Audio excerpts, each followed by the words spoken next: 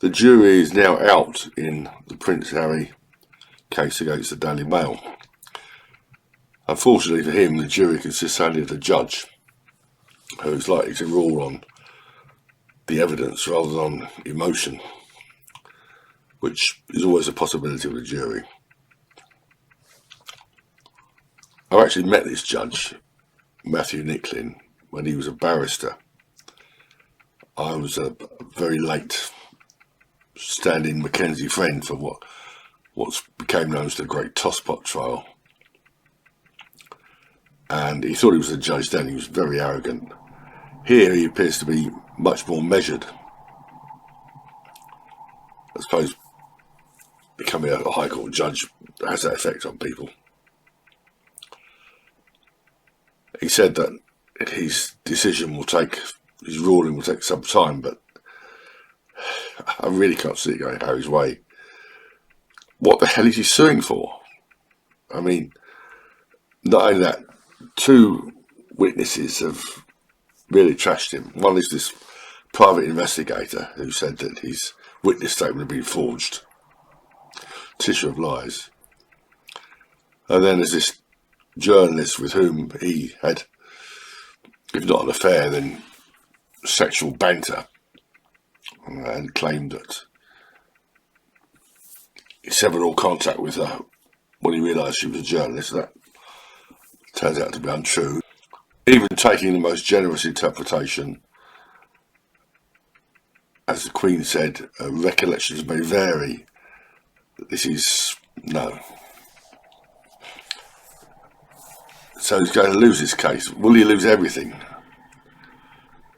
I've heard estimates of the costs of this case as high as £38 million, which is extraordinary. Well, it's lasted months, isn't it? 10 weeks, I think it is altogether. His barrister, David Sherborne, God knows how much he's on. I actually appeared opposite a barrister named David Sherborne. I thought it was the same bloke, but he's much younger.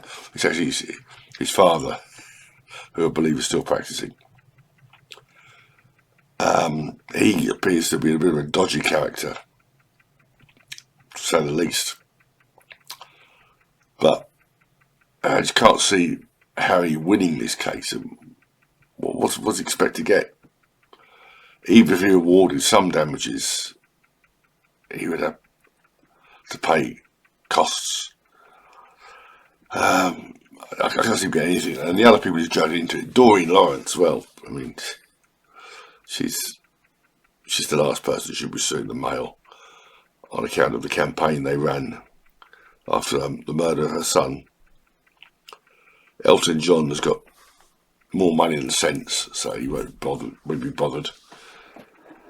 I don't know if he'll cover Harry's costs, but Harry's really, I mean, his downfall has been blamed by many people on his wife, who's said to be manipulative, a sort of female Svengali figure. Normally it's the dude who's blamed for the downfall of a woman. It's always the man's fault. But in this case, who can he blame? He's a great man, he's 40 years old, for God's sake. And he got into this with his eyes open. And they're said to be in serious financial trouble. He made a lot of money from that ludicrous book Spare and money out from Netflix, but I think that's probably most of it all gone. And the money he inherited from his mother and from the Queen Mother, his great-grandmother, we don't know how much it is, but he's got a massive property with a massive mortgage. Security, which probably isn't needed, not to the extent that he has security. I think he's going to lose everything. He could be the first royal to end up on Carey Street for perhaps ever. And anyway, I'm not the first person to make this prediction. But he said he will lose this. He will lose this case. He will be hit with a massive bill of costs. But you start forgetting, in England, generally speaking, if you lose, you have to pay the other side's costs, the other party's costs.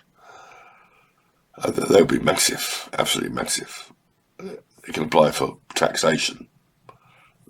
The bill to be taxed will take probably a year or so more for that to happen, but it's going to be an absolutely massive bill of costs. And while he's really in it. Hey, that's my thoughts. Apologies for my voice. I've been ill and I'm still ill. But not as ill as Harry's going to be when he loses his case.